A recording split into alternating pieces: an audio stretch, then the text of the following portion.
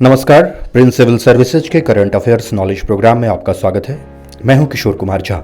इस प्रोग्राम में हम करंट अफेयर्स के प्रश्नोत्तरी के रूप में महत्वपूर्ण प्रश्नों पर चर्चा करेंगे। प्रोग्राम शुरू करने से पहले आपको बता दूं कि इस कार्यक्रम के अंत में एक सवाल आपके लिए है, जिसका सही उत्तर आपको कमेंट सेक्शन में देना है। तो आइए कार्यक्रम की शुरुआत करते हैं। पहला प्रश्न है, वांग यापिंग अंतरिक्ष में चलने वाले किस देश के पहले अंतरिक्ष यात्री हैं? ऑप्शंस हैं ए जापान, बी चीन, सी इंडोनेशिया और डी सिंगापुर। और इसका सही जवाब है ऑप्शन बी चीन। वांग यापिंग अंतरिक्ष में चलने वाली पहली चीनी महिला बन गई। वांग ने अपने पुरुष सहयोगी जाई जिजांग के साथ 6 घंटे से अधिक समय तक इस गतिविधि में भाग लिया। उनकी टीम ने तियांगोंग अंतरिक्ष स्टेशन के बाहर 6 घंटे का कार्यकाल पूरा किया। तियांगोंग चीन की नवीनतम उपलब्धि है। इस अंतरिक्ष स्टेशन के 2022 तक चालू होने की उम्मीद है। अगला सवाल है, किस देश ने एक समलैंगिक अधिकारी कार्यकर्ता हार्वे मिल्क के नाम पर एक जहाज लॉन्च किया है? ऑप्शंस हैं ए डेनमार्क, बी संयुक्त राज्य अमेरिका, सी स्विट्जरलैंड और डी मैक्सिको। और इसका सही जवाब है ऑप्शन बी संयुक्त राज्य अमेरिका। अमेरिकी नौसेना ने एक समलैंगिक अधिकारी कार्यकर्ता यानी गे राइट्स एक्टिविस्ट के नाम पर एक जहाज लॉन्च किया है, जिसे 1950 के दशक में सेवा से इस्तीफा देने के लिए मजबूर किया गया था।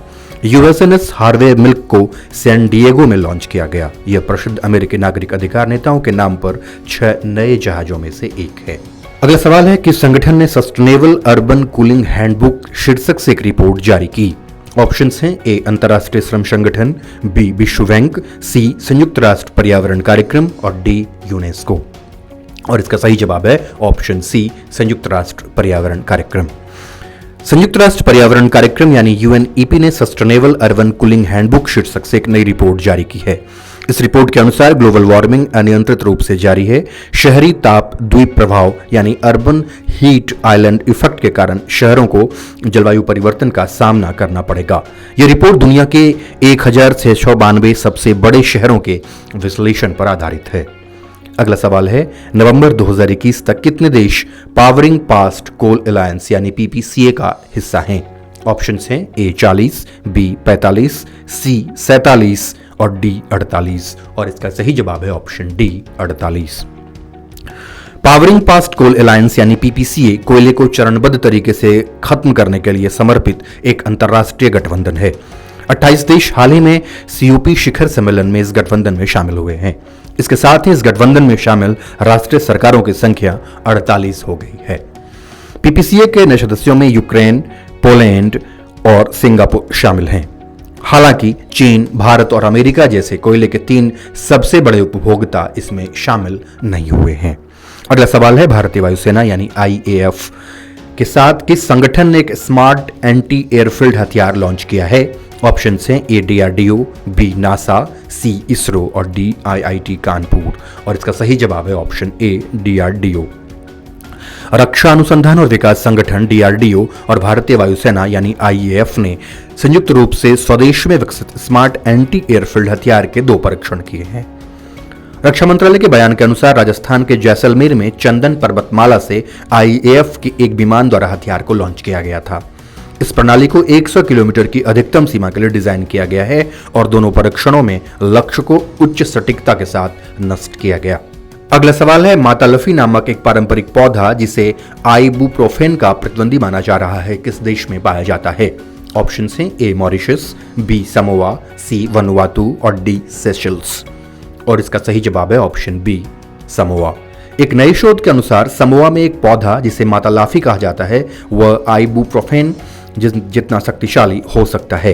इस पौधे का उपयोग पारंपरिक रूप से बुखार, शरीर में दर्द जैसी बीमारी के इलाज के लिए किया जाता था। अध्ययन के अनुसार यह अपने सूजन विरोधी गुणों के लिए आइबुप्रोफेन को टक्कर दे सकता है। मातालाफी लाल बेरी वाला एक छोटा पेड़ है जिसे साइकोट्रिया इंसुलरम भी कहा जाता है।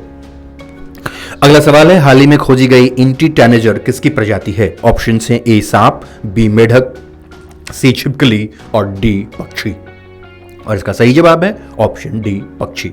नई खोजी प्रजाति जिनका नाम इंटी टैनेजर है, ध्रुपिडे के बड़े परिवार से संबंधित है, जिसमें 370 से अधिक पक्षियों की प्रजातियां शामिल हैं। यह पक्षी पूरी तरह से अमेरिकी उष्णकटिबंधीय क्षेत्र तक सीमित है। यह विशेष पक्षी बोलीविया और पेरू के यूंगस बायोरीजन में रहता है। अगला सवाल है, गोवा सामुद्रिक संगोष्ठी का तीसरा संस्करण नेवल वॉर कॉलेज गोवा के तत्वावधान में आयोजित किया गया है। इसकी थीम क्या है? ऑप्शंस हैं A maritime security and challenges, B maritime governance and security, C maritime security and IOR navies, D maritime security and emerging non traditional threats a case for proactive role for IOR navies. और इसका सही जवाब है option D maritime security and emerging non traditional threats a case for proactive role for IOR navy's.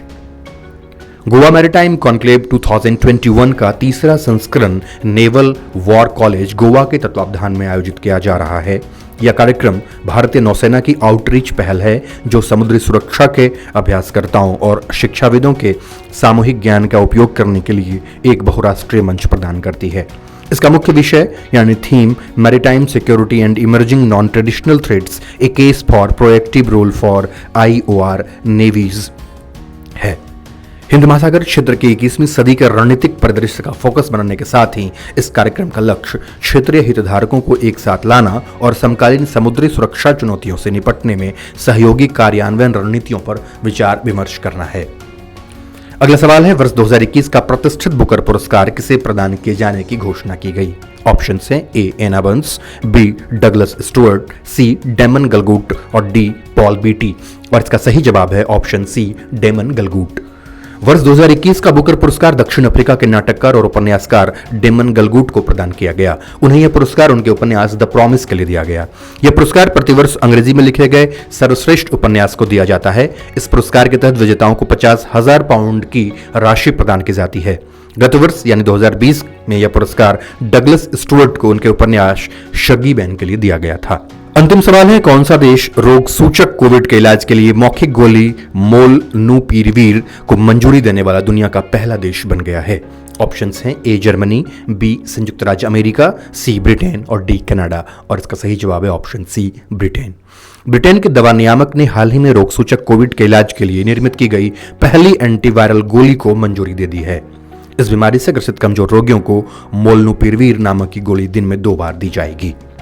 अब जाते जाते एक सवाल आपके लिए, जलवायु परिवर्तन पर हाल ही में नासा के एक अध्ययन के अनुसार जलवायु परिवर्तन के कारण किस फसल में 17% की वृद्धि दर्ज की जाएगी? ऑप्शन हैं ए गेहूं, बी मक्का, सी ज्वार और डी बाजरा। इसका जवाब हमें कमेंट सेक्शन में देना नहीं भूलिएगा। और हाँ, इस चैनल को सब्सक्राइब, लाइक और शेयर जरूर करें ताकि हम आपके लिए ऐसे और भी परीक्षोपयोगी कार्यक्रम लगातार लाते रहें। धन्यवाद।